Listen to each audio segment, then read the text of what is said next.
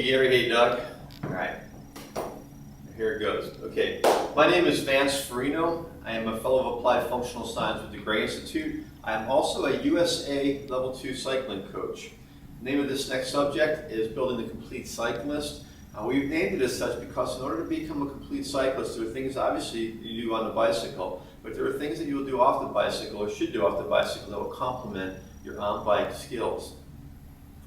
As somebody who's just really passionate about the sport and loves the sport, my goal here is to be able to take the principles of applied functional science and show you how we've used it in addressing cyclists at various levels, from beginners right up through the elite riders. As those of you who may love cycling, been out in the community and out in the audience that really enjoy cycling know it can be incredibly addicting. There's something very freeing about being on a bicycle. And with that thought, a quote comes to mind by Mark Twain. Mark Twain is quoted as saying, "Get a bicycle, you will not regret it if you live." Now Twain, as far as I can gather, wrote that before cars were on the road, or at least a lot of cars were on the road. So I imagine he'd feel even stronger about that.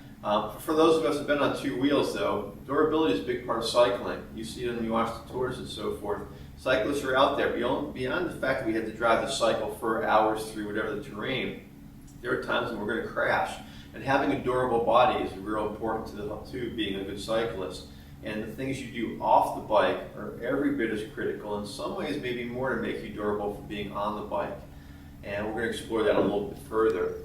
When we start looking at the principles of cycling, we know that cycling is a non-weight bearing sport, meaning that I'm on a saddle, and as I sit on the saddle, the bike is going to bear my weight. And I don't have the gravity and ground reaction forces driving through my feet I would with normal upright function. We also know that we're in a very chronically flexed position for the time that we ride. Our hands are fixed, so there's not freedom of the motion of our arms, which we tend to will have us walking or running out of function. We're in here, we're driving down pedal, we're driving forces down into the pedals.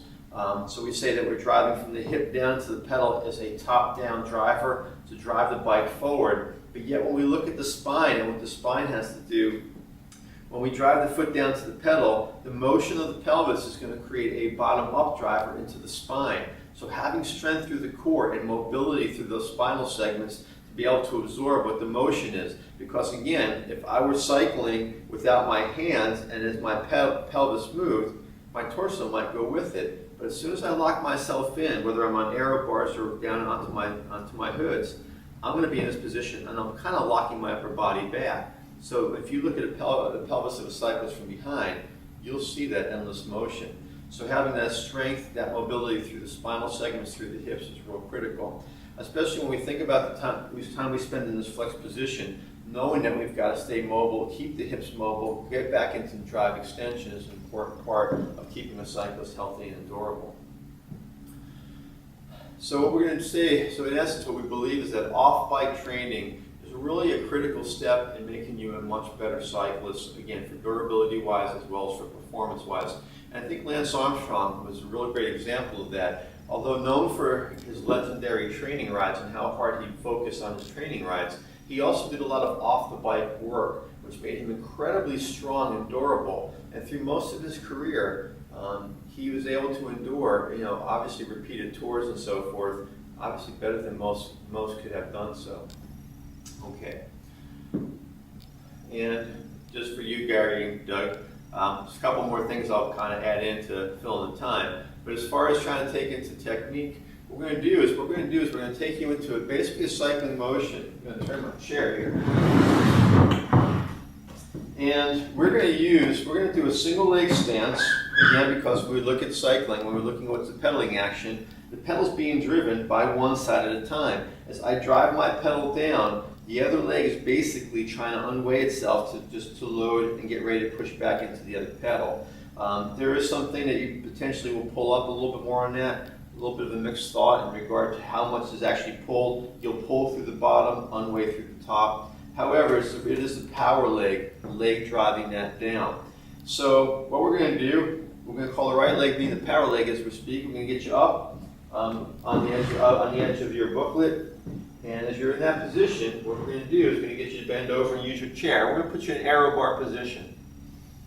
In the aero bar position, we're going to take the left leg now and we are going to just create a cycling stroke.